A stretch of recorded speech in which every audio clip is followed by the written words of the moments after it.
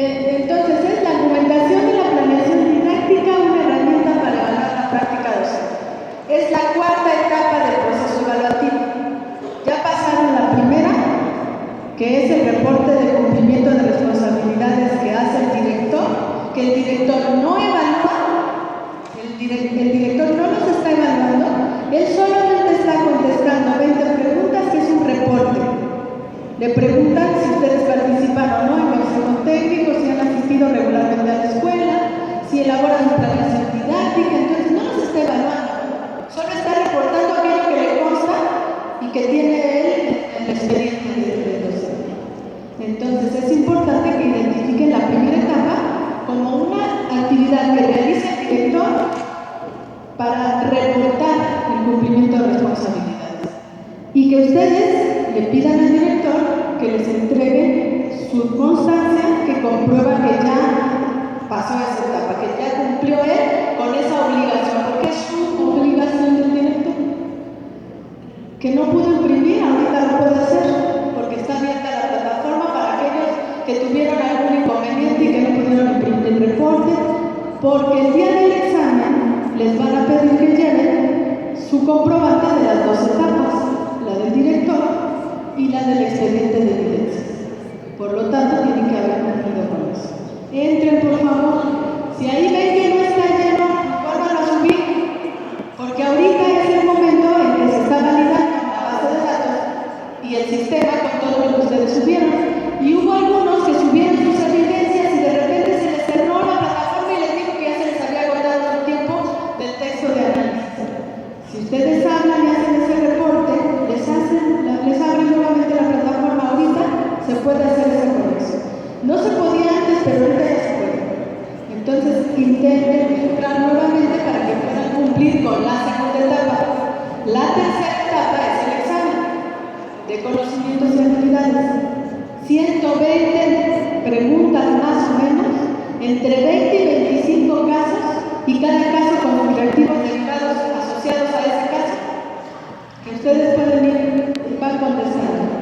4 horas para contestar, y por la tarde de ese mismo día van a hacer la planeación didáctica argumentada. La famosa planeación didáctica argumentada. Bueno, es un boom la planeación didáctica argumentada. Por todos lados se oye. Primero, la planeación didáctica argumentada no es un tipo de planeación. O sea, no existe. No es la señora planeación didáctica argumentada. La planeación didáctica es la actividad inherente al trabajo docente y que cada docente realiza de acuerdo a su asignatura.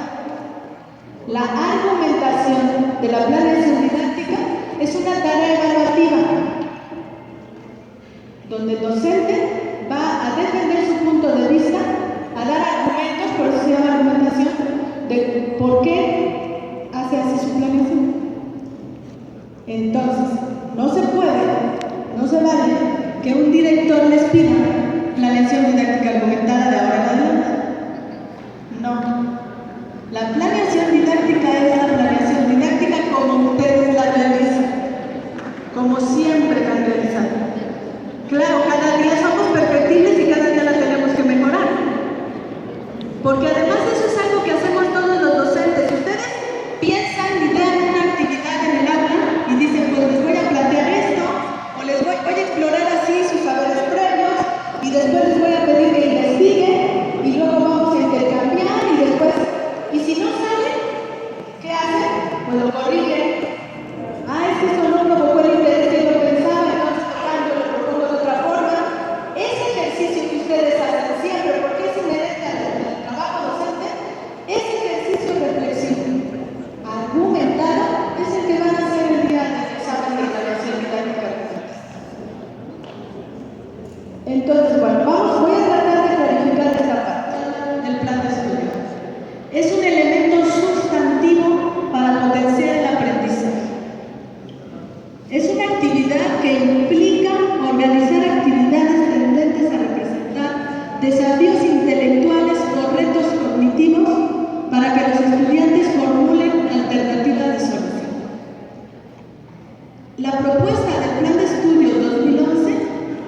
es que todos los docentes diseñen situaciones de aprendizaje que partan del planteamiento de un problema, un reto cognitivo para el alumno, que lo involucre y lo interese por aprender.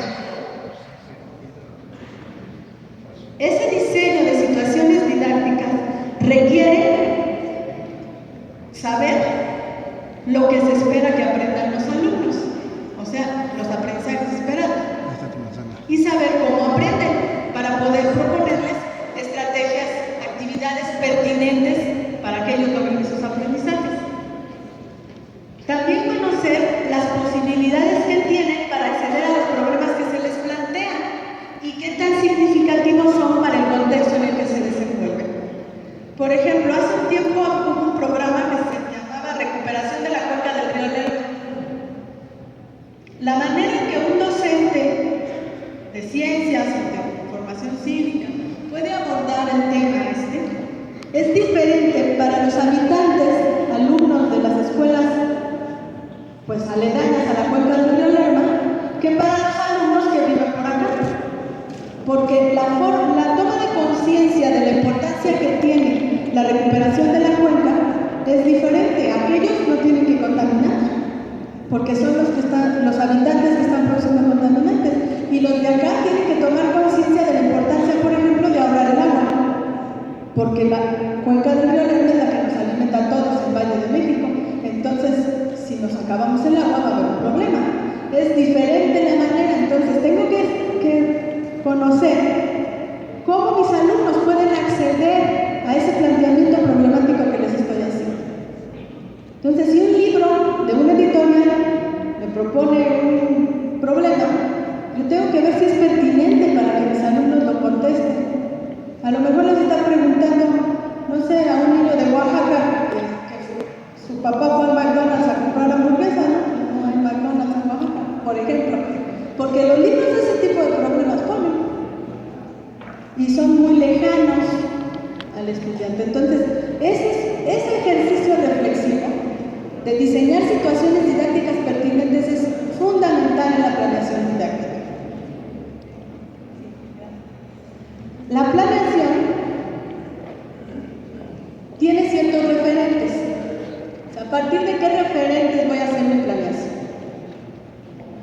Bueno, el principal referente es mi propuesta curricular. Ahí está mi plan de estudios, mi programa de la asignatura,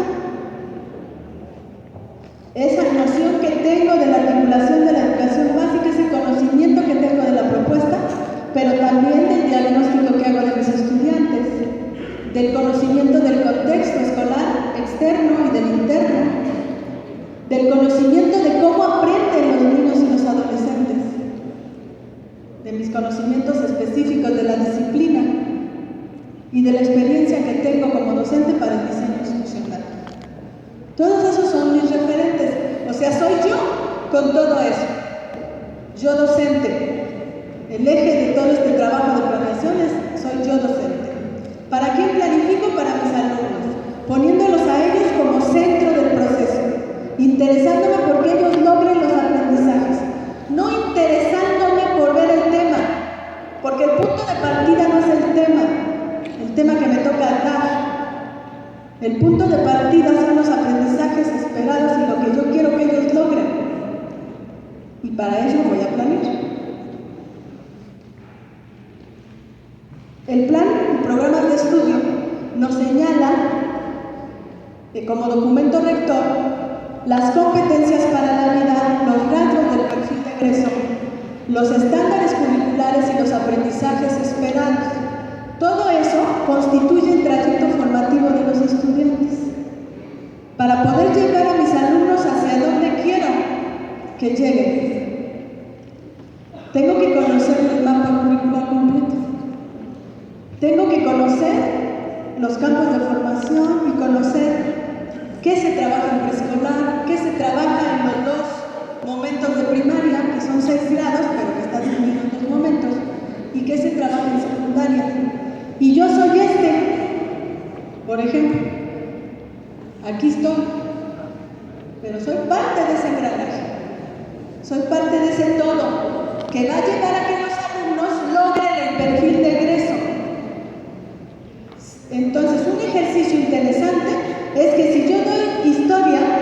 conozca cómo viene, desde que el niño trabaja desarrollo personal y social, exploración y conocimiento del mundo, desarrollo físico y salud, cómo viene trabajando exploración de la naturaleza y la sociedad en primero a tercero de primaria, en tercero la entidad donde vivo, y luego geografía e historia para llegar a conmigo. ¿Y qué trabajó en todos esos grados? ¿Qué aprendizajes esperados? Tengo que hacer un ejercicio. Si no, no puedo atinarle a lo que tengo que hacer aquí, si no conozco todo eso. Los campos de formación. Tengo también que identificar qué se pretende en desarrollo personal y para la convivencia, qué se pretende en pensamiento matemático, qué se pretende en lenguaje y comunicación, y mi asignatura de cuál campo forma parte. No es tan rígido como se ve aquí, no es lineal, es lineal, también es vertical, también es transversal, porque se va tocando en diferentes momentos. Y si yo con ellos voy a ver en español la competencia comunicativa a través de la escritura, el lenguaje escrito, yo tengo que ver cómo mi alumno vino trabajando, por ejemplo, un tema, el de la elaboración de cartas. Lo hacen desde preescolar, con una carta que hacen con dibujitos, por ejemplo, para pedirle a alguien que está en otro lugar algo que les traiga porque se fue de viaje. Tu tía se fue de viaje y te va a traer algo, hazle su carta. Y los niños de preescolar hacen su carta con dibujos porque no saben leer y escribir. Y luego ya en primero y segundo ya hacen una carta más y empiezan a identificar las partes de la carta y todo eso. Y luego ya más adelante van trabajando la carta hasta llegar a la elaboración de cartas formales, donde ellos van a escribir para solicitar un empleo, por ejemplo. Entonces, esas competencias que se van desarrollando en el niño vienen desde allá y yo tengo que ser consciente de cómo las voy a trabajar. Si no domino eso, mi planeación didáctica se queda coja, porque no la estoy escribiendo, no la estoy planteando fundamentada en todos esos antecedentes. Ahora, el plan de estudio nos habla de las competencias. Bueno, ¿desde cuándo estamos con las competencias? Ya saben, ¿no?, qué son. Por lo menos ya sabemos que involucra el saber hacer con saber y que se trata de poner en juego lo que aprendemos, habilidades, competencias, conocimientos, destrezas, y ponerlas en juego en situaciones específicas. Esas son las competencias. Competencias para la vida nos marca el perfil de egreso, para el aprendizaje permanente, para el manejo de situaciones, para la vida en sociedad. Recordar las competencias es importante, porque cuando yo planifico cualquier actividad de mi asignatura, tengo que pensar cómo le estoy abonando a esas competencias. Cualquier actividad que yo realice en mi trabajo diario, si les pongo a que mecanicen operaciones o les pongo a que hagan una plana, no sé, los maestros de primaria son muy dados en los números romanos, por ejemplo, ¿no? Del 1 al quién sabe cuánto, o de 2 en 2 hasta quién sabe cuánto. O sea, esas actividades, ¿le están abonando a las competencias? ¿O solo están entreteniendo a los niños? Si le están abonando a las competencias, palomita, buena actividad. Y si no, mejor no la pongo. Debo poner actividades que abonen a las competencias. Los estándares curriculares son otro referente. Están al corte de cada tramo. ¿Recuerdan la malla curricular? Hay estándares para el preescolar y estándares en cada tramo. Entonces, tengo que conocerlos. Porque además de ver a qué competencia le estoy abonando, tengo que ver si mi alumno está logrando los estándares. Esos estándares son el eje para poder hacer evaluaciones, por ejemplo, como la prueba planea. Son descriptores del logro y expresan lo que los alumnos deben saber y ser capaces de hacer en esos 4 periodos escolares. Y son descriptores graduales, porque me van diciendo poco a poco cómo voy a llegar hasta las competencias. Y el otro elemento de mis programas son los aprendizajes esperados.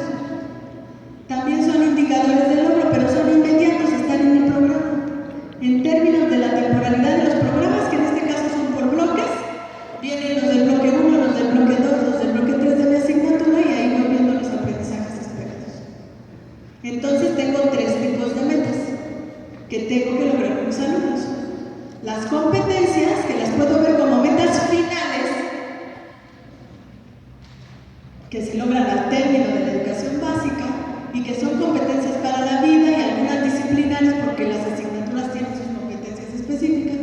Por ejemplo, en formación cívica y ética son 8. Los estándares curriculares que vienen siendo metas parciales o de mediano plazo, por así decirlo, porque son cada 3 años de la escolaridad. Y los aprendizajes esperados, que son mis metas inmediatas, son la unidad mínima del aprendizaje. Son esos indicadores que me dicen lo que deben ir aprendiendo los alumnos bloque a bloque. Entonces, ¿cuál es el punto de partida de mi planeación? Para planear el cuál parto de esos, los aprendizajes esperados. Ese es mi punto de partida, pero no debo perder de vista los estándares y a qué competencias me estoy hablando. Entonces, el diseño curricular en esa estructura que tenemos en el acuerdo publicado en el 2011 habla de los resultados terminales, que son esas competencias y los rasgos del perfil de egreso, y de un proceso que me lleva por la escolaridad de preescolar, primaria y secundaria, por los campos de formación, por las competencias específicas de esos campos de formación y la manera en que esto se va desarrollando a través de los estándares curriculares en las diferentes asignaturas. Están definidos estándares para español, matemáticas, ciencias, inglés y habilidades digitales. Entonces, yo tengo que conocer, por ejemplo, los estándares de habilidades digitales, porque con las actividades que yo les propongo a mis niños, a mis adolescentes, tengo que ver cómo estoy logrando esas habilidades digitales. Es parte de mi tarea, aunque no diga mi programa, pero lo dice mi plan de estudios. Entonces, las habilidades digitales, por ejemplo, si les pido que investiguen, primero tengo que ver qué tan cercano es el planteamiento, el reto cognitivo que les estoy lanzando a su posibilidad. Y entonces veo si tienen manera de investigar en internet, pues los que tengan internet que investiguen, los que tengan manera de hacer una entrevista, que hagan la entrevista, los que tengan manera de consultar libros, que consulten en libros, y ya, me traen todo y entre todos vemos lo de uno, otro y otra fuente de información y con eso le estoy abonando a una competencia, que es la de búsqueda de información en diferentes fuentes. Ahí tengo mi competencia. Desarrollo con ellos habilidades digitales porque consultan internet, pero al mismo tiempo traigo la información específica del tema para abordar el aprendizaje esperado que estoy pretendiendo lograr.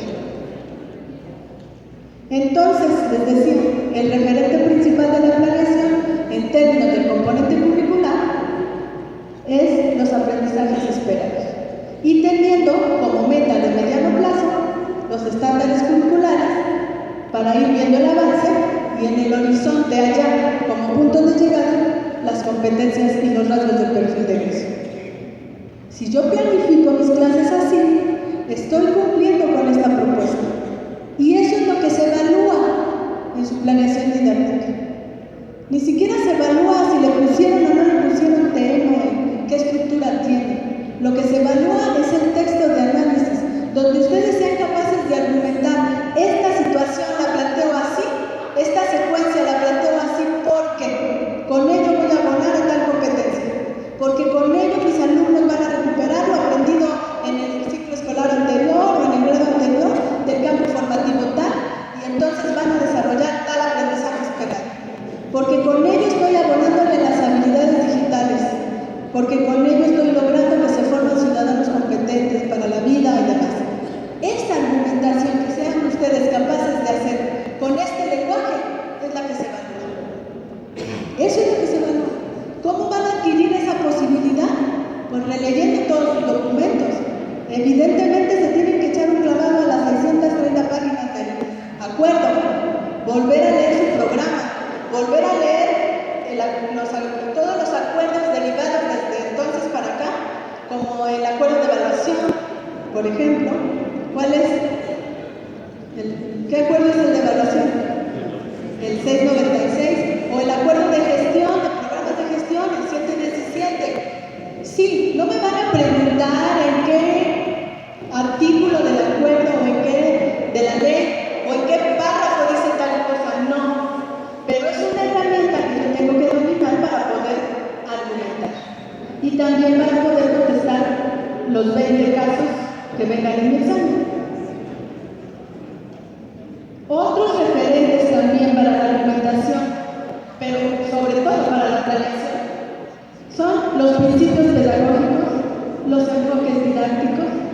la evaluación con enfoque formativo, la diversificación y contextualización de estrategias, que viene también en el plan de estudios, todo lo relativo a la gestión educativa, porque en su planeación pueden decir, y como parte del Programa Nacional de Lectura y Escritura voy a desarrollar con ellos esta actividad, y van a exponer sus textos en el periódico Mural. Estoy trabajando en la parte de la gestión escolar y de la gestión educativa porque estoy operando un programa que articulo con mi práctica y que no veo como una carga más, porque otra vez el director ya quiere que le dé el informe de cómo estoy haciendo lo del Consejo Promotor de Valores con los niños. Más trabajo.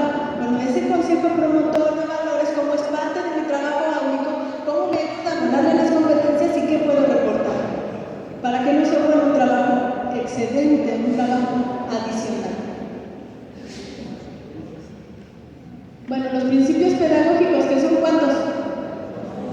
2, eso también ya lo sabemos desde 2011. Son condiciones esenciales para la implementación del currículum, para la transformación de la propia práctica. Así dice el plan de estudios, para el logro de los aprendizajes. Esos 12, tengo que argumentar cómo es que estoy trabajando con los alumnos. En mi planeación didáctica, cómo estoy favoreciendo la inclusión para atender a la diversidad. ¿Cómo estoy fomentando el trabajo colaborativo para la construcción de la aprendizaje? ¿Cómo estoy utilizando la evaluación con un enfoque formativo? ¿Cómo estoy logrando renovar el pacto entre el estudiante, el docente, la familia y la escuela? Todo eso hay que releerlo. Releer los principios para poder argumentar a partir de los principios, sin tener que comprar ningún libro. Aspectos clave entonces para diseñar una planeación. Primero, reconocer que los estudiantes aprenden a lo largo de la vida y que se involucran en su proceso de aprendizaje. No están vacíos, ellos se involucran en ese proceso. Y a veces, si yo dejo que ellos exploren, ellos traen más cosas, más elementos, más información. A veces hay muchos distractores. La situación es poder aprovechar esos distractores. Por ejemplo, si el docente está viviendo la etapa del Mundial de Fútbol. Hay una euforia en el país alrededor del Mundial de Fútbol. Come fútbol, vive fútbol, sueña fútbol. Y los niños, bueno, maestro, es que juega México, hay que traer la tele. ¿Cómo aprovecho esa inquietud con los adolescentes alrededor del tema del fútbol para trabajar mi asignatura? Puedo trabajar geografía, viendo de dónde son los equipos que participan. Puedo trabajar historia universal, historia de México incluso. Puedo trabajar matemáticas. Puedo trabajar cualquier asignatura con el tema, cualquiera. Español, hay que escribir un ensayo sobre el mundial, las vivencias del Mundial del Fútbol en el pueblo mexicano. No sé, sin decirles que hoy vamos a ver el tema del ensayo. Porque el asunto es de anunciarles que hoy vamos a ver el tema de ecuaciones cuadráticas de segundo grado por la fórmula general. Ya nos deja impactados negativamente, ¿verdad? Porque qué aburrido. Pero sí puedo ver ecuaciones cuadráticas de segundo grado por la fórmula general involucradas en situaciones que a ellos les interesen. Y después ir derivando generalizaciones, que es lo que me interesa. Luego les pongo una ecuación, luego les pongo la fórmula y luego les voy explicando un procedimiento rígido de sustitución. Este se pasa acá y este aquí. Y luego de tarea les dejo 2 ecuaciones. Y luego en el examen les pongo 4 ecuaciones. Pues no hubo aprendizaje significativo de ningún tipo. A lo mejor pasaron el examen unos, pues porque se aprendieron como les expliqué, pero fue momentáneo. No creo que se quede nada dentro de ellos, ¿no?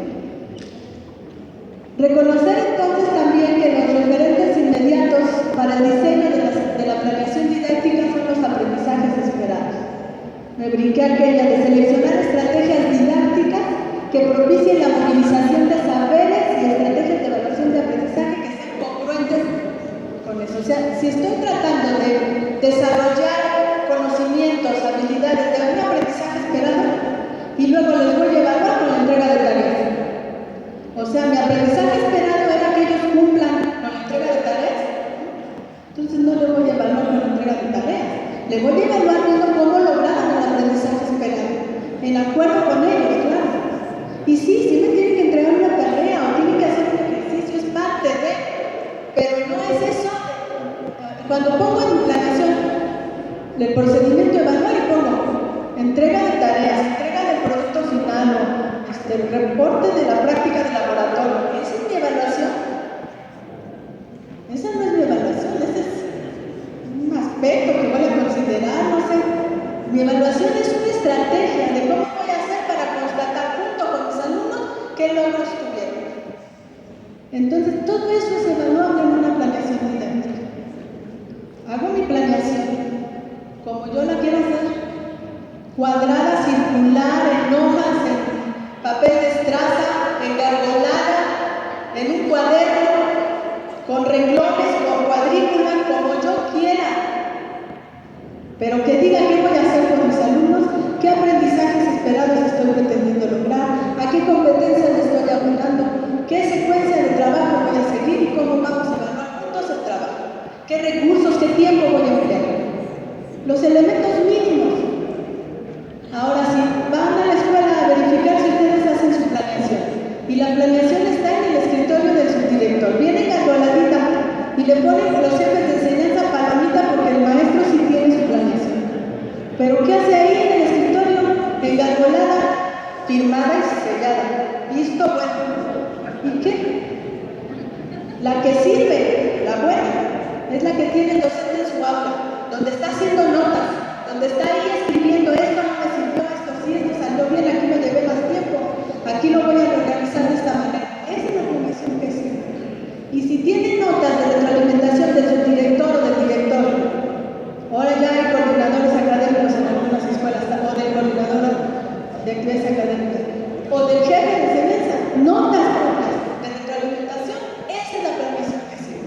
Le sirve al docente, le sirve a la comunidad toda. No hay formatos para la planeación. En la evaluación del línea no les van a poner un formato.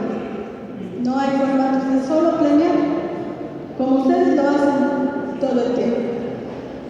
También es importante poner énfasis en la generación de ambientes de aprendizaje colaborativo que favorezca experiencias significativas y considerar evidencias del desempeño que brinde información al docente para la toma de decisiones para que él determine cómo continuar impulsando el aprendizaje de sus alumnos. ¿Qué evidencias? El ejercicio resuelto, el ensayo escrito, la exposición realizada, la maqueta, el trabajo realizado en equipo verificado a través de una rúbrica, el logro del desempeño esperado, por ejemplo en educación física. O sea, en cada tengo que ver con rúbricas, con listas de cotejo, cómo va mi alumno avanzando, en función de sí mismo. En educación física, por ejemplo, o sea, ahí se trata de que el alumno vaya logrando desarrollar ciertas competencias. Esas competencias las va a desarrollar en función de él, no en función de compararlo con los otros. Eso es fundamental en educación física. Es el mismo niño. Entonces, por ejemplo, un niño que tiene una necesidad educativa especial por discapacidad motriz y que tiene determinado logro, tiene 10, igual puede tener 10 otro, pero su logro es más grande, ¿no? De otro tipo. Pues porque el logro de este es a partir de su posibilidad, diferente al logro de aquel. No son comparables. Entonces no puedo estandarizar mis procedimientos de evaluación porque mis alumnos son diferentes. Entonces, teniendo en cuenta todo esto que les platico, si a ustedes les dan un aprendizaje esperado de su asignatura, ¿pueden ustedes idear una situación didáctica que considere todos estos elementos? Sí pueden. ¿Pueden pensar en lo que quieren que logren sus alumnos? En ese camino posible que van a seguir, esos pasos que van a desarrollar, esas actividades de inicio, desarrollo y cierre que van a plantear en su planeación, en los recursos que van a usar, en el tiempo que mis alumnos y yo habremos de invertir en los materiales de apoyo que voy a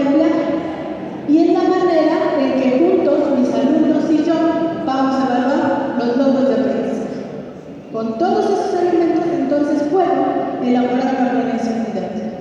Y es la planeación didáctica. Bueno, nada nuevo porque así lo vienen haciendo. Pues eso es lo que les van a pedir que hagan. No más, una planeación didáctica. ¿Qué elementos básicos deben tener?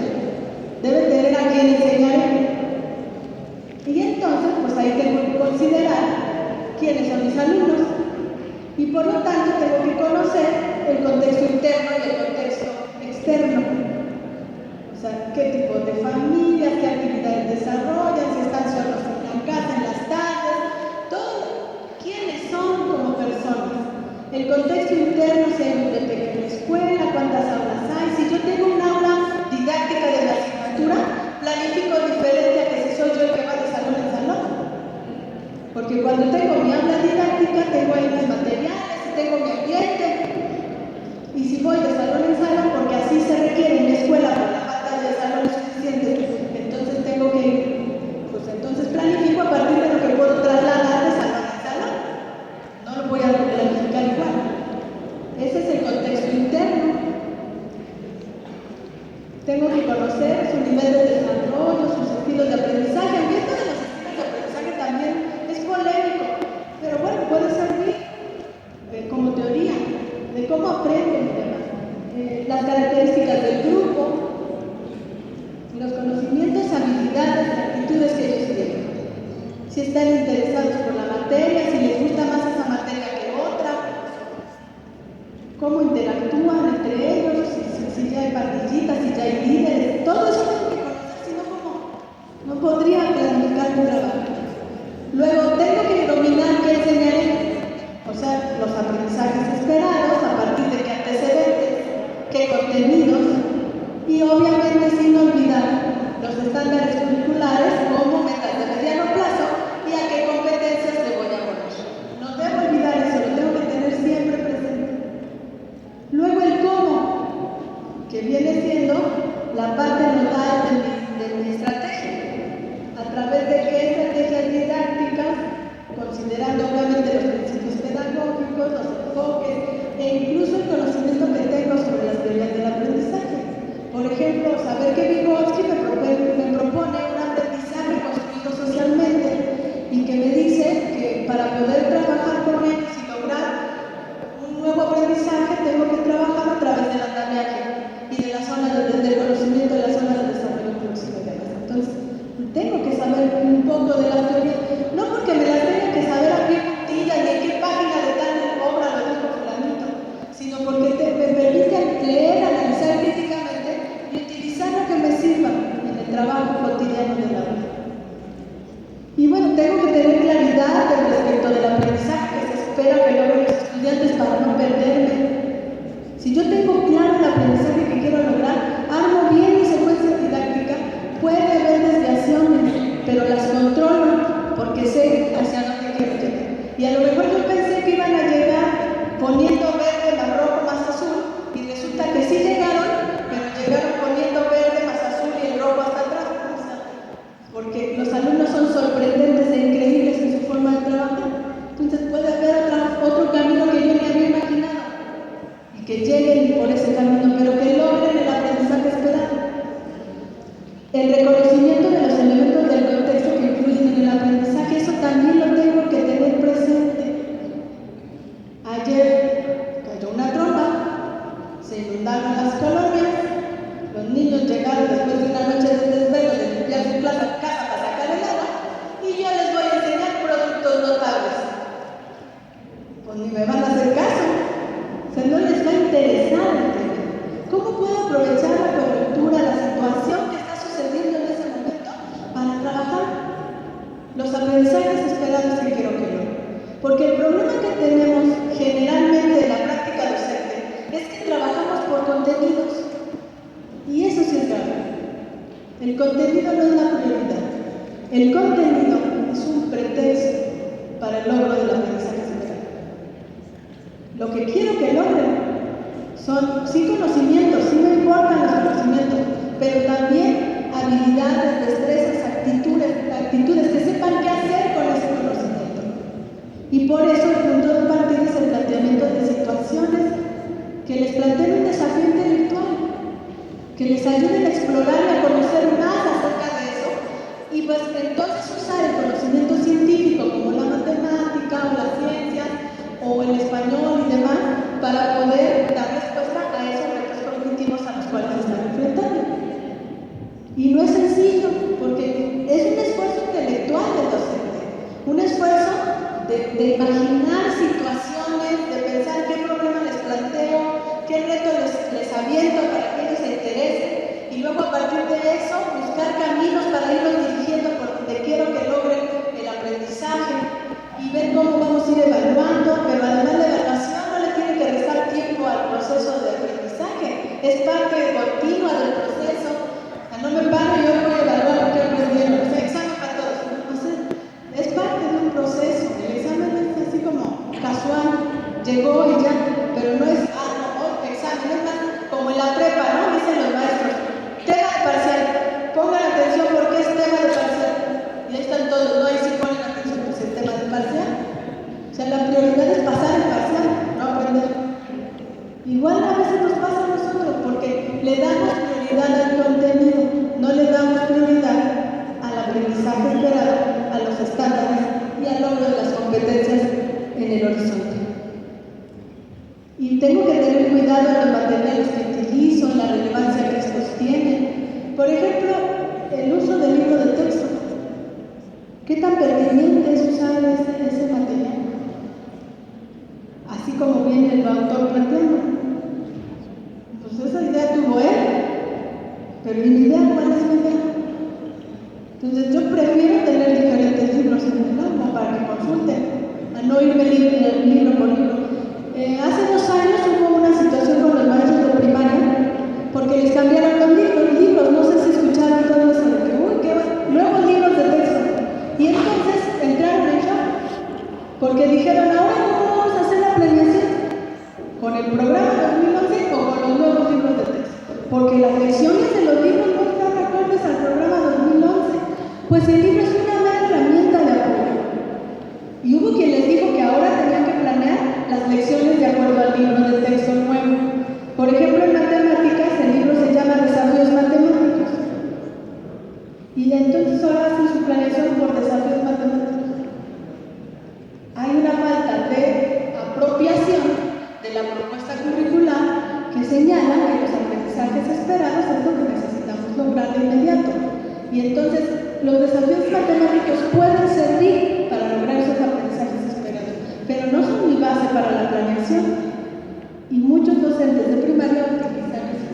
Ahora en secundaria les venden las planeaciones, las editoriales, y ya no las copian. Eso no sirve porque quien imaginó esa secuencia no conoce a mis alumnos, no me conoce a mí. Si yo no lo escribí, entonces, ¿cómo me apropio de eso?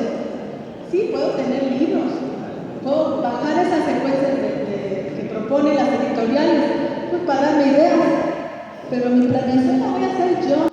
Y cada año es diferente, no nomás le cambio la del año pasado el nombre. Digo, el año y ya no podemos hacer la misma, ¿no?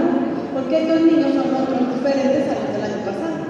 Entonces no puede ser, o sea, la planeación tiene que ser dinámica, diversificada, y cada quien la va a hacer diferente. Entonces les dicen, póngame un ejemplo de planeación. Ah, pues ese ejemplo no te lo pongo porque va a ser mío.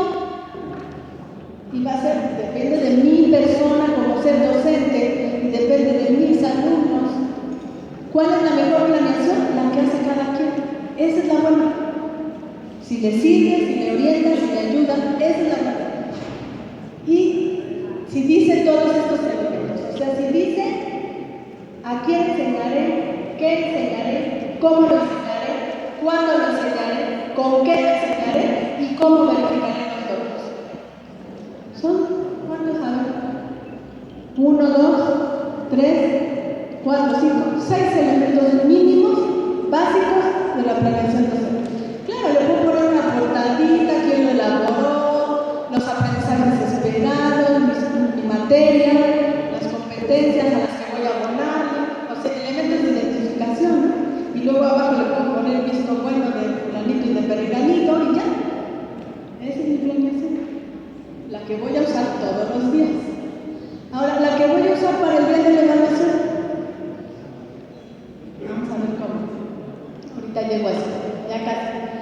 El trabajo docente entonces deberá centrarse en el diseño, aplicación y construcción de procesos que garanticen el aprendizaje, que me garanticen que logre esas metas, lo que implica, por un lado, el establecimiento de situaciones didácticas interesantes y por el otro, la flexibilidad para satisfacer las necesidades de aprendizaje, porque puedo hacer una planeación para todos los primeros, sí puedo, pero a partir de todos los primeros tengo que tener flexibilidad, porque ustedes mismos siempre nos pasa, cuando estamos dando clases en primero A, no vamos más avanzados en primero B y más avanzados en primero C, pues porque son niños diferentes.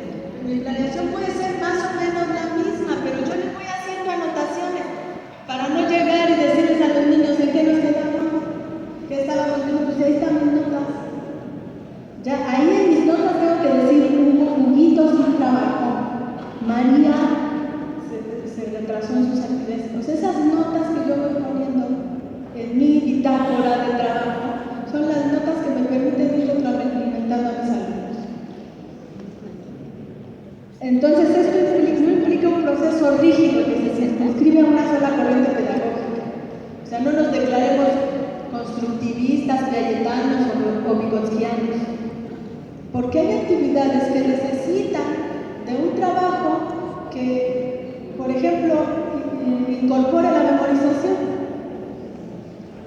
Y entonces a lo mejor tengo que echar mano de otro tipo de procesos. Entonces tengo que conocer diferentes teorías. Y de las teorías necesito ver qué es lo que debo fortalecer y trabajar con los niños y qué voy a proponer en mi planeación didáctica. Y bueno, hay cosas que tengo que estar cotidianamente fomentando porque son parte de esas competencias que tienen que ver con la lectura, el cálculo mental, la resolución de problemas de manera constante, la investigación y la participación activa de los estudiantes. Eso también es evaluable, se tiene que notar en mi planeación que yo estoy proponiendo este tipo de pasos. Primero, elige un aprendizaje esperado. Luego, establece la relación de ese aprendizaje esperado con las competencias de tu asignatura y las del perfil de egreso y con los estándares curriculares para tenerlos presentes. Luego, determina el contenido o contenidos que vas a trabajar para poder usarlos como pretexto para lograr ese aprendizaje esperado. Y posteriormente, define la situación de aprendizaje que pretendes lograr. Recuerda que esta debe estar relacionada con el aprendizaje esperado y con las competencias a las cuales voy a ir abonando. Establece el conflicto cognitivo, ese detonador o pregunta generadora que va a conducir al estudiante a resolver algo sobre esa situación.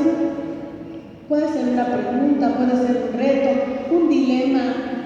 Por ejemplo, en formación cívica usan los dilemas éticos, los dilemas morales. Puede ser una consigna incluso. Nos asignaron tal responsabilidad. Vamos a imaginar, a ver, ustedes les podría poner ahorita una consigna y meternos todos a ese proceso. Una consigna que pudiera ser hoy nos declararon a todos consejeros del INE y tenemos el reto de definir un proceso de evaluación docente que sea transparente, que satisfaga a todos.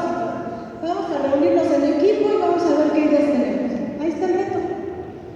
¿De qué vamos a echar? ¿Cuánto tiempo tenemos? Pues tenemos una semana y nos podemos ver diario. En esa semana, ¿qué vamos a hacer? Pues un equipo va a investigar cómo se evalúan otros países, ¿no? Otro equipo va a investigar diferentes herramientas de evaluación.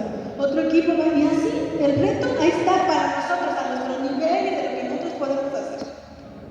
Igual con los niños, en cualquier asignatura, un reto cognitivo puede ser una consigna, puede ser un problema, puede ser una situación problemática que se está viviendo y demás. No es una pregunta de contenido, es un reto cognitivo, un dilema. Y después de eso defino ahora sí ya mi secuencia didáctica. Puedo decir la serie de actividades articuladas entre sí que me van a llevar a ese logro del aprendizaje esperado. Y puede ser que diga mi secuencia didáctica se va a llevar 5 sesiones de clase o 3 sesiones la naturaleza del aprendizaje esperado, de la profundidad con la que quiero trabajar los contenidos, depende de saberes previos de los alumnos, de muchas cosas, ¿no? Y entonces ya determino si lo voy a hacer en 3 o 4 sesiones. Luego, defino cómo voy a recopilar las evidencias en productos concretos a lo largo del proceso, de manera que esto me permita recopilar información sobre lo que está sucediendo. Las evidencias ya son ahorita el pan de cada día. Para todo tienen que tener evidencia. Si la evidencia es un mapa conceptual que van elaborando los niños, lo tengo claro, esa es la evidencia. Un mapa conceptual que hicieron al inicio y luego un mapa conceptual que hicieron durante el proceso y un mapa conceptual que hicieron al final, para ver cómo fue avanzando su concepción de lo que estemos trabajando y cómo fueron logrando el aprendizaje esperado. Y todo eso me va a permitir ir tomando decisiones sobre lo que deberá hacer en el futuro para mejorar el aprendizaje de mis estudiantes. Cuando hicieron el portafolio de evidencias, les dijeron, suban la evidencia y ahora analicen, y les pusieron 12 preguntas. Y esas preguntas les decían, bueno, ¿cuál es el reto cognitivo que les planteaste a tus estudiantes? ¿Cómo articulas la actividad de la cual generó esa evidencia con el enfoque de tu asignatura? ¿Cómo es que consideraste el contexto de tus estudiantes? Todo eso les preguntamos. ¿Cómo es que retroalimentaste a tus estudiantes en este proceso? Pues es lo mismo en la planeación didáctica igual. ¿Por qué estructuraste la secuencia de esa manera? ¿Cómo es que consideraste el contexto? ¿Cómo es que estás incorporando el enfoque? Eso les van a poner en las preguntas. Y la última parte del proceso de planeación sería determinar las formas de evaluación, incluyendo las rúbricas, las listas de cotejo, las diferentes herramientas que voy a utilizar. Ahora, algunas precisiones al respecto. En mi secuencia didáctica tengo que incluir diferentes tipos de actividades. Actividades que busquen que el estudiante adquiera el conocimiento para lograr el aprendizaje esperado. Actividades de ejercitación que garanticen que ese aprendizaje se vaya almacenando en la memoria de corto y de largo plazo. Porque sí tengo que hacer ejercitaciones, o sea, no me voy a pasar toda la vida shalala, porque vamos a investigar y porque vamos y ya, no. Hay cosas que sí tienen que quedarse sembradas para poder tenerlas presentes para conocimientos futuros. Y estrategias para la resolución del conflicto cognitivo de la situación. Tengo que imaginar el ambiente de aprendizaje que quiero generar y tengo que pensar, los voy a organizar en equipo, los voy a poner en fila, voy a hacer un concurso, ahora los que estaban atrás los voy a poner adelante. Todo ello implica un ejercicio anticipatorio de cómo yo creo que va a suceder, lo cual no garantiza que así suceda, pero es mi ejercicio de planeación didáctica que es anticipatorio a lo que yo quiero generar en el trabajo con mis niños y implica una secuencia de actividades de inicio, desarrollo y cierre. Y ya en el cierre el estudiante debe demostrar lo que ha resuelto en esa situación didáctica presentada. En una conferencia que dio Silvia Smelkes en 2014, ella puso énfasis en estos aspectos. Dijo, durante la práctica instruccional del docente, en su planeación didáctica, en su trabajo en el aula, se tiene que ver cómo él hace énfasis en las habilidades básicas. O sea, esas de comunicación, esas de que tienen que ver con las competencias para la vida. ¿Cómo logra el desarrollo de las habilidades de pensamiento superiores? Se tiene que ver cómo tratamos de que el niño haga análisis, haga síntesis, haga generalizaciones, que son esas habilidades de pensamiento superior. Que haga inferencias, argumentaciones. Así es. Que se tiene que notar en mi planeación cómo estoy presentando actividades auténticas y desafiantes. También tiene que ser evidente que el protagonista del trabajo es el alumno. Si yo hago una planeación didáctica donde digo, y el docente les expone, el docente les presenta, y el docente les plantea, y el docente les... O sea, ahí el protagonista es el docente. Tiene que verse el énfasis en el protagonismo del alumno, que va a ser el que observa, el que explora, el que investiga, el que interactúa, el que analiza. Él. Tengo también que dar cuenta de cómo estoy promoviendo el aprendizaje social, porque diversifico las actividades, no siempre son en grupo, a veces son individuales, a veces son en pareja, a veces son en equipos. También dice, una cosa importante de este rol del alumno es reconocer que él es un ser social, que participa en prácticas para culturarse y socializarse, que se apropia, que reconstruye saberes a partir de esas interacciones, que él se torna constructor de significados, que se vuelve generador de sentido sobre lo que aprende. Todo eso como el rol del alumno como protagonista. Tiene que verse cómo es que estoy promoviendo que desarrolle su creatividad, que enfrente problemas parecidos a la vida real, que desarrolla valores de participación, de respeto, de democracia, de justicia, de libertad con responsabilidad. Eso es lo que se evalúa en la argumentación. Que ustedes digan, en esa planeación estoy abonando a esto, estoy logrando esto, estoy impulsando esto, con este tipo de lenguaje. También tiene que verse que el docente es incluyente, que conoce a sus alumnos, que reconoce su diversidad, que brinda atención individual, y entonces pueden decir, esta actividad la puse así, porque la actividad anterior incorporé a los niños que no socializan, los incorporé en un equipo diferente para que logren interactuar con otros. Y a los niños que siempre están aislados y atrás, los pasé adelante, arregle el aula para quitarles agua. Tiene que notarse todo eso, con el lenguaje que yo uso. Y la evaluación que es una parte fundamental. La manera en que el profesor informa al alumno de sus resultados y de la evolución que va teniendo influye determinantemente en la autoimagen que tiene. Me trae a calificar y le tacho. Es más, no le tacho, tacho. Y le digo que no sirve. Pues ya no, lo estoy marcando. Es como si ahorita yo les dijera, a ver, vamos a hacer un ejercicio de planeación. Me lo entregan, lo recibo y no sirve, no idóneo. ¿Qué van a sentir?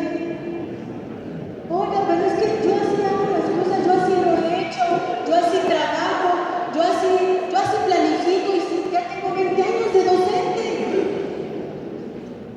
¿Yo quién soy para descalificar? Igual ustedes quiénes son para descalificar a los niños.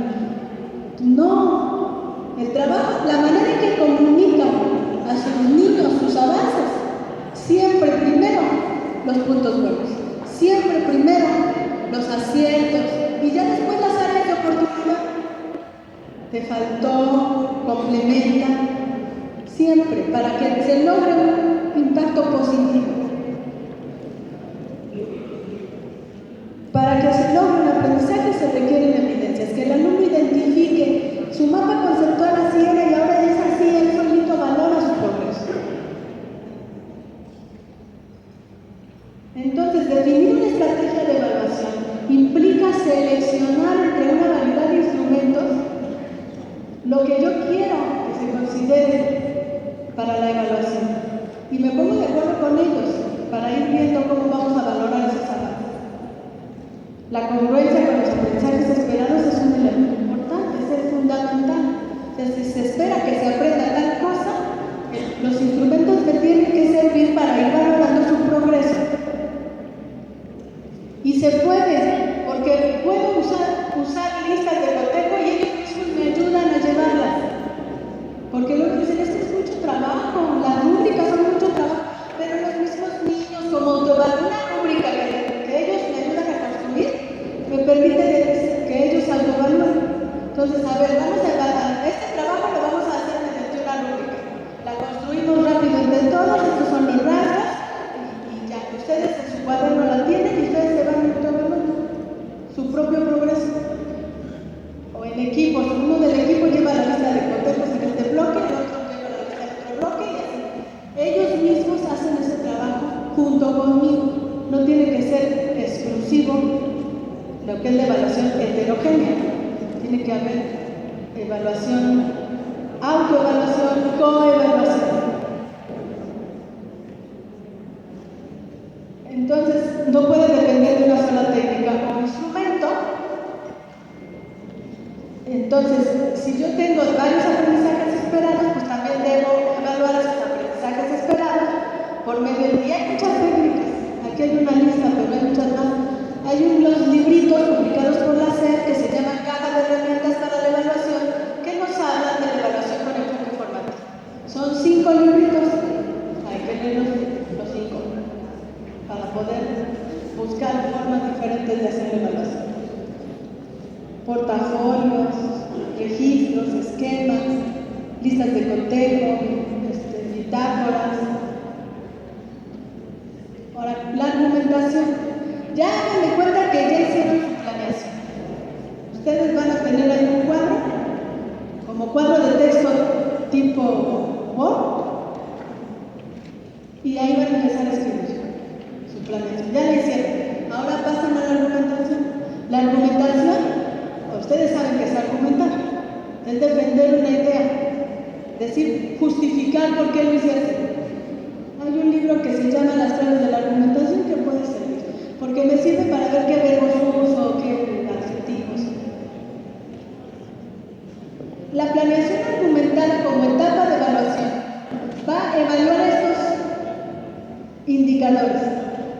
Ven que el perfil tiene 5 dimensiones, está dividido en parámetros e indicadores. Entonces, del 1-1-1, ese cuadrito viene en el documento de etapas. Y también en las guías que se bajan para la planeación argumental. Ahí viene qué es lo que se va a evaluar. Y dice, se va a evaluar todo esto. Un ejemplo nada más. Se va a evaluar en el 2-2-3 la intervención docente. Lo que se trata es de reiterar la ejecución de la intervención docente, igual que el 1-2-1 más o menos aquel. Que al desarrollar la planificación debes mostrar plena identificación y dominio de los propósitos educativos del currículo vigente y la forma en que los consideras para organizar tus actividades. Esto, la presentación se queda en el sector para que la suba Paco al blog, ¿no? Luego, algunos, sí, porque yo creo que están en los tomando. Ahora, tienen sus materiales disponibles, hay muchos materiales. Y los que están en los centros de maestros, ahí están durmiendo el sueño de los justos. Vayan, los piden, dejan su credencial y se los prestan. Ahí están los libros, bien clasificaditos, pero guardados. No los van a pedir. Hay otros que están en las direcciones de las escuelas, los que nos vieron de la biblioteca de la actualización, pues díganle al director que se los preste. Otros los tienen ustedes, como los de la biblioteca, porque alguna vez nos dieron un libro o dos de la biblioteca para la actualización. Y si no los tienen ustedes, los que son docentes nuevos, pues los que conozcan que su tío, que su mamá, su papá era docente en los años anteriores, tienen esos libros en su biblioteca personal. Hay muchos, los acuerdos, los documentos como el protocolo de actuación, del proyecto a favor de la convivencia, todos los libros de gestión, lo del PEP, lo de escuela segura, todos esos materiales, manuales para el maestro, para el padre de familia, todo eso sirve para poder darle una repasada y poder estudiar tanto para el examen como para la planeación didáctica. Entonces, lo que les van a pedir en la planeación, en la etapa de la planeación didáctica argumentada, déjenme tomar uno.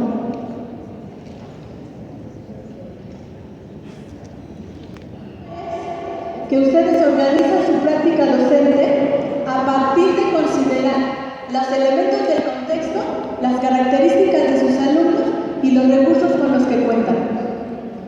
Entonces, lo que se consideró es evaluar esa manera en que hacen ustedes como insumo de la práctica cotidiana.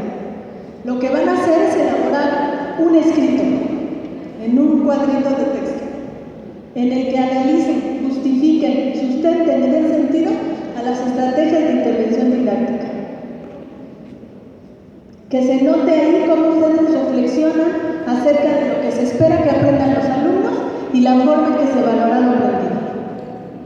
Van a diseñar su planeación didáctica a partir de un aprendizaje esperado y una vez concluida esa planeación van a poner ahí. El cuadro de texto, les digo, es blanco, no permite poner columnas, pero sí permite poner negritas y subrayados. Entonces pueden poner con negrita, ¿no? Aprendizaje esperado, lo escriben. Competencias a las que se abonan, las escriben. Parámetros, bueno, estándares curriculares. Luego, contenidos involucrados en esta secuencia. Los contenidos. Luego ya, secuencia didáctica. Actividades de inicio. Los desarrollan. Actividades de desarrollo. Actividades de cierre. Luego le pueden poner tiempo, materiales, cómo van a evaluar. Terminan su planeación y entonces ya después, una vez concluida la planeación, a partir de una guía de preguntas, como las preguntas del expediente de evidencias, van ustedes a justificar, a argumentar el sustento y efectos esperados de esa intervención didáctica. Eso es la planeación argumental. Entonces, no se trata de que les pidan una planeación argumentada ahorita, no, solo es un ejercicio evaluativo y es para esa etapa. Pero no me sirve solo para esa etapa, porque me sirve analizar esto para poder entender que mi planeación didáctica a lo mejor sí está bien, pero a lo mejor me ha faltado algo. Porque pueden decir, eso ya lo hacían. Pues sí, síganlo haciendo, muy bien, pero analicen qué pudo haberles faltado y complementen lo que pudo haberles faltado durante todos estos años que han sido los planificadores de la enseñanza. Y sigan planificando como están haciendo. Solamente mejoren. Cada día propónganse el reto de mejorar. Esta etapa de noviembre, los que les toque en noviembre, van a trabajar sobre el bloque 2. Solo sobre eso no les van a preguntar de su asignatura. Porque este avance programático coincide con el momento de noviembre en donde vamos. En las guías bajen la guía que les corresponda de su asignatura y en la guía viene desglosado el bloque. Si ustedes dan, por ejemplo, formación cívica en segundo grado, esos 3 aprendizajes son los que van a estar ahí. Entonces, les van a dar su contraseña, entran al examen de planeación argumentada y ahí aparece asignatura, es el nombre de ustedes con su folio, la asignatura que les van a evaluar y abajito vienen aprendizajes esperados. Le dan clic y se despliega esa lista de esos 3 nomás. Y entonces de ahí van a escoger el que ustedes quieran de esos 3. Le dan clic al que ustedes quieran y ese van a hacer el ejercicio. Así de fácil es. Ya les están diciendo, ¿qué voy a hacer? Pues ahorita me pongo a hacer un ejercicio de esos 3 para estudiar. Y cuando llego ahí de los 3 que me salió más bonito, pues esto. No permiten que lleven nada, ni libros, ni materiales de apoyo, pero no necesitan, ustedes son los expertos, entonces ustedes lo pueden hacer. Ahora, si ustedes llegan y cuando abren ahí, no es su grado ni es su asignatura, entonces cierran su plataforma, le comunican al aplicador y se levanta un acta circunstanciada y le reprograman el examen. Porque no se trata de fregarse a nadie, se trata de que ustedes hagan el examen y luego reciban la retroalimentación correspondiente. Eso es todo. Todos van a pasar. Y si están aquí ya les aburrí tantas horas y no se han movido, quiere decir que están interesados, van a pasar. Bueno, entonces, los rubros que van a desagregar en la recomendación son estos, están en la guía. La descripción del contexto, el diagnóstico del grupo, la elaboración propiamente del plan de clase, la fundamentación de las estrategias de intervención didáctica y la estrategia de evaluación. Cada uno se refiere a diferentes elementos de los que les he estado platicando ahorita. En la descripción del contexto van a hablar de factores externos e internos de su institución, de sus alumnos. La planeación que presenta es de una escuela urbana, que tiene tales características de organización completa, inserta en un medio de tal tipo. Siempre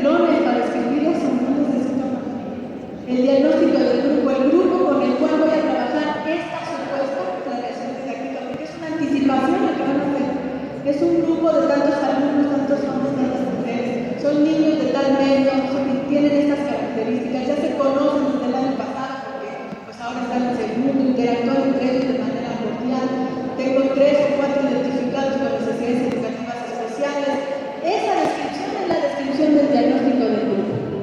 Cuando apliqué mi evaluación diagnóstica y que ya socialicé con mi consejo técnico, ahí identifiqué estos temas como áreas de oportunidad y tengo que fortalecer la práctica, por ejemplo, del pensamiento matemático. Por lo tanto, necesito desarrollar cada clase de actividades de ese tipo. Y así voy escribiendo, continuo. En el plan de clase, pues ya les dije, ¿no? Aprendizaje esperado, cambio formativo, o sea, elementos básicos, la competencia a la que voy a abonar, fundamentación de las estrategias didácticas, ahí ya fundamento, argumento por qué lo planteé de esa manera, y de las estrategias de evaluación. Tengo que hacer mención del enfoque formativo, es importante. Miren, hay focos así importantes, los evaluadores. No vamos a evaluar la planeación en sí, lo que vamos a evaluar es la argumentación. Entonces, por ejemplo, en nuestra rúbrica viene, menciona 2 elementos relacionados con el enfoque de su asignatura. Yo leo su argumentación, si identifico 2 o más elementos relacionados con el enfoque, palomita, o máximo puntaje, o no solo identifico uno, pues sigue. Las rúbricas son así, ¿no? Otro elemento, señala, por ejemplo, identifica con claridad cuál es el aprendizaje esperado. Y ustedes echaron un rollo alrededor de un tema y no sé qué tanto, jamás dijeron el aprendizaje esperado es este. Entonces, pues no tiene el aprendizaje esperado bien identificado. Sí lo tiene, palomita. Y así, me toca evaluarlos. Hago mi evaluación. Somos 2 evaluadores para un maestro, que no nos conocemos. Yo hago la evaluación de esa argumentación y el otro hace la evaluación de esa argumentación. Si coinciden los 2 evaluadores, ya hay un juicio emitido sobre eso y se entrega el reporte. No coinciden, entra un tercer evaluador. Y entonces ya se emite el reporte. Y ya se les dice, esto les faltó, esto no lo consideraste, y demás. Y se destaca primero lo que sí, y luego suavecito y bonito lo que les faltó. ¿Para qué? Para que ustedes digan, bueno, sí, resulté idóneo, pero me falta esto. O no resulté idóneo, porque pues sí, me faltó esto. ¿Sí? Ahora, son 4 etapas. Con las 4 etapas se hace la evaluación final para definir si son idóneos o no son idóneos. Bueno, aquí ya, esto ya se lo expliqué, factores externos, internos. Es fundamental entonces que conozcan ese medio cultural, social, económico. También pueden decir, ¿no? La escuela secundaria técnica, eso también se los expliqué. El diagnóstico del grupo, también ya les dije quiénes son sus alumnos, cuál es su situación familiar, sus estilos, ritmos de aprendizaje. Decir cómo obtuve el diagnóstico, qué hice, si les apliqué una encuesta, si les hice alguna entrevista, si les apliqué algún examen de conocimientos para hacer el diagnóstico. Todo lo que hice ahorita en el diagnóstico lo platico. También ya nos digan que lo socializaron en el consejo técnico y que durante ese trabajo identificaron tales cosas, porque ya lo hicieron. Nomás es decir lo que hacen. Y entonces viene así en la plataforma. Tiene así varios elementos. Tiene uno que es el reloj. Como tienen 4 horas para hacerlo, entonces el relojito está ahí para consultarlo, para ver cómo van. Tienen otro donde vienen las preguntas para estarlas consultando, igual que en el expediente de evidencia. Tiene otro de ayudas. Hay unas ayudas ahí. Como por ejemplo, si te dicen lo del reto cognitivo, te ponen una ayuda. Recuerda que el reto cognitivo es el que le planteas a los alumnos, son unos ayuditas. Y ya nada más esa del inciso B son las preguntas. Que ahora sí, ahí sí no sé cuántas son las que vienen, pero son como 8, no son tantas. O sea, son contexto, secuencia, lo mismo que ya les expliqué. Le van a dar al usuario contraseña y 4 horas para hacer este trabajo. Y así es. Eso es todo. Estas son las fuentes consultadas, ni es necesario que las tomen, están en las guías. O sea, nada de lo que les dije hoy, nada está en otros documentos que no sean los oficiales. Solo los documentos oficiales. Con eso es suficiente. Solamente es un ejercicio de análisis y tratar de organizarlo para comunicárselos. Eso es todo. ¿Para qué? Pues para que ustedes pudieran también tranquilizarse, porque ese era el interés del maestro Luis. Dijo, tengo a mis maestros todos asustados porque se enfrentan a la evaluación. Vamos a ayudarlos. Y eso pues dice del trabajo que está haciendo el equipo del sector. O sea, preocupados porque ustedes salgan avantes en este proceso. No se asusten, es algo sencillo, algo que ustedes ya están realizando y que lo único que va a traer es buenos frutos para que ustedes mejoren. Muchas gracias.